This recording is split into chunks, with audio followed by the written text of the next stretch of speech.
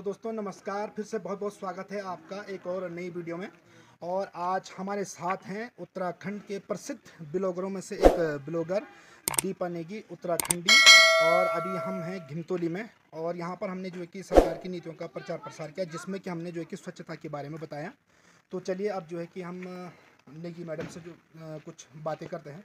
तो मैडम आप ये बताइए कि आप जो है कि आप अपने जीवन में इतनी व्यस्त लाइफ जीते हैं, जैसे कि मतलब जो है कि आप जो कि घर का काम भी करते रहते हैं, क्योंकि हम आपकी वीडियो के माध्यम से, आपकी ब्लॉग के माध्यम से हम देखते हैं कि आप जो है कि अपने घर का काम भी करते रहते हैं और साथ ही में जो है कि आप जंगल भी जाते हैं, घास मकड़ी भी लाते हैं और आपकी शॉप पर आप जो कि दुकान पर भी रहते हैं। तो आप इतना सब कुछ कैसे कर लेते हैं?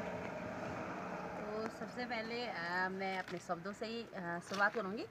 जय माता रानी की दोस्तों, जुगराज ने आप सभी सफल हो आपका सारा काम। मैं दीपा नेगी, रुद्रप्रयाग जिला और घिमतोली गौमटी, आप सबूत है मेरे सादर प्रणाम। तो बहुत बहुत धन्यवाद आपका। मैं धन्यवाद करना चाहूँगी कि आपने मुझसे पूछा कि मतलब मैं कैसे अपनी इतनी व्यस्त लाइफ में ये सब एडजस्ट कर रही हूँ। तो बात यहाँ की है कि पहले मेरा जीवन भी यही था कि सुबह उठो, घास काटो और गाय बछड़ों तक की मेरा जीवन था कि यही तक सीमित था मेरा जीवन। तो धीरे धीरे मैंने सोचा कि धीरे धीरे मैंने कहा कि क्या मेरा जीवन यहीं तक व्यतीत होना है। उठो, गोबर निकालो, खेत में जाओ। अब गांव का माहौल आप लोगों को पता ही होगा कि 4 लेडीजें जहाँ पे इकट्ठा हो गई हैं, एक दूसरे की बातें तो करती ही करती हैं, यानी जिसे नॉर्मल भाषा में कहते हैं चुगली। तो आज इसकी चुगली करी, कल उसकी चुगली करी। अब पीछे से सुनने को क्या मिला कि तेरी बहू ने ऐसा बोला, तेरी बुआरी ने ऐसा बोला। तो मैंने कहा क्यों ना इस सब से हट के सारे काम के साथ साथ अपना कुछ और नया किया जाए, जिससे मेरी इच्छा ही यही थी सब पहले से ही कि मैं कुछ करूँ, कुछ बनूँ, लोग जाने मुझे, पहचाने मुझे।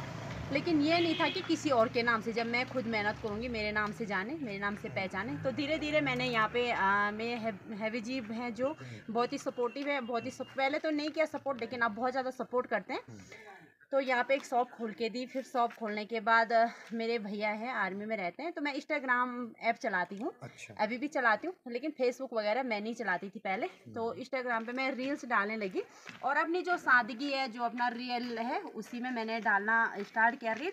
तो लोगों ने पसंद करना शुरू कर दिया, तो मुझे लगा कि लोग पसंद कर रहे हैं। तो मेरे भाई जो है आर्मी में, भाई ने बोला कि लोग तुझे इतना पसंद करें, तू क्यों ना अपना यूट्यूब चैनल खोल दे। तो मैंने यूट्यूब चैनल भी खोला अपना।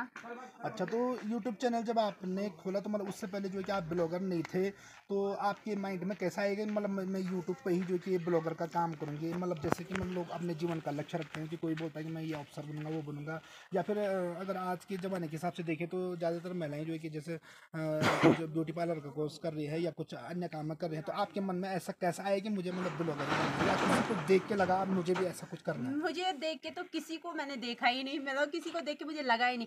मेरा अपने आप ही मैं वीडियो में इंटरेस्ट आने लगा मुझे, और मैंने कहा जो मेरी रियल लाइफ है मैं उसे ही लोगों को दर्शाऊंगी और दिखाऊंगी लोगों को कि एक हाउस वाइफ बहुत कुछ कर सकती है। मतलब बोलते हैं ना, वो एक हाउस वाइफ है, बस उसकी उम्र चली गई, उसकी क्या एज है अब। लेकिन मैं ये लोगों को, सभी माताओं को, बहनों को ये दिखाना चाहती हूँ कि एक हाउस वाइफ बहुत कुछ कर सकती है। अगर उसमें हुनर है, टैलेंट है, तो वो बहुत कुछ कर सकती है। तो मैंने यहीं से वीडियो बनाना स्टार्ट किया और जनता का बहुत अच्छा सपोर्ट भी मुझे मिला है। 1 साल में माता रानी की कृपा से मेरे 50,000 सब्सक्राइबर कंप्लीट हो चुके हैं, कि जो कि 1 साल में नामुमकिन ही है। लेकिन मेरे लिए मेरी जनता ने, मेरे उत्तराखंडी भाई बहनों ने, सब ने, विदेशों से भी लोग मेरी वीडियो देखते हैं, तो सबके लिए मैं बहुत बहुत धन्यवाद कहना चाहूँगी। और आगे भी मैं यही आशा करती हूँ कि आप लोग ऐसे ही मुझे सपोर्ट करेंगे। तो और रही बात आपकी स्वच्छता अभियान की, तो अभी मेरे माइंड में आपको देख के कुछ चल रहा था, वो भी मैं बोल ही देती हूँ। ऐसे कि मेरी आदत ऐसी है, जो मन में चलता है उसे मैं बाहर बोल देती हूँ। तो जब फर्स्ट मैंने आपको यहाँ पे देखा, तो मैंने सोचा कोई होगा जो इधर ही आए होंगे, तो आप वहाँ पे थोड़ा कुछ करने लगे इसके बारे में प्रचार प्रसार। तो सबसे बड़ी बात मुझे आपकी सबसे अच्छी विशेषता ये लगी आपकी, जो मेरे माइंड में घूम रही थी। आपने नहीं देखा कि लोग मेरे बारे में क्या बोलेंगे। आपने वो जो कीर्तन वाला वो बजाना स्टार्ट किया और तुरंत वहाँ पे स्वच्छता अभियान के बारे में स्टार्ट करने लगा। वैसे मैं ध्यान नहीं देती ऐसे, लेकिन मैंने कहा ये कुछ हट के लेकिन हो क्या रहा है, आपने देखा होगा। तो पहले मैंने सुना, मैंने कहा इस किस मामले में और क्या कर रहे हैं। तो मैंने देखा कि आप स्वच्छता अभियान की बात कर रहे हो, कि बोल रहे हो कि स्वच्छता बनाए रखे, अपने देश को स्वच्छ रखें। तो मैंने भी कहा क्यों ना हम भी मोबाइल लेके चले जाएं और वीडियो बनाएं, क्योंकि जो अच्छी बात है वो समाज तक पहुंचाना, दर्शाना बहुत बड़ी बात है और आपने बहुत अच्छा काम किया है। और मैं सभी भारतवासियों से, सभी उत्तराखंडी भाई बहनों से यही बोलना चाहूँगी कि स्वच्छता अभियान की ओर विशेष ध्यान दें। अगर हम स्वच्छता बनाए रखेंगे तो हमें बीमारी भी नहीं लगेगी, बीमार भी हम कम ही होंगे। तो स्वच्छता का विशेष और सबसे विशेष ध्यान दीजिए। और स्वच्छता का विशेष ध्यान देना क्या है, बोलते हैं जब कुछ अभी इतना ज्ञान नहीं है, लेकिन बोलते हैं कि जूठे पत्तल उठाना भी एक पुण्य का काम है। हम कहते हैं ना कि कहीं पे बैठ गए हमारा बड़ा नाम हो गया, हम घर में बैठ गए, टेबल लगाया, आगे से बैठ गए, लेकिन अगर आप जूठे पत्तल उठाते हो आपको उसमें बिल्कुल भी शर्म नहीं आनी चाहिए। वो एक पुण्य का काम है और मेरे हिसाब से सबसे बड़ा पुण्य का काम वही है। तो स्वच्छता की ओर विशेष ध्यान दीजिए।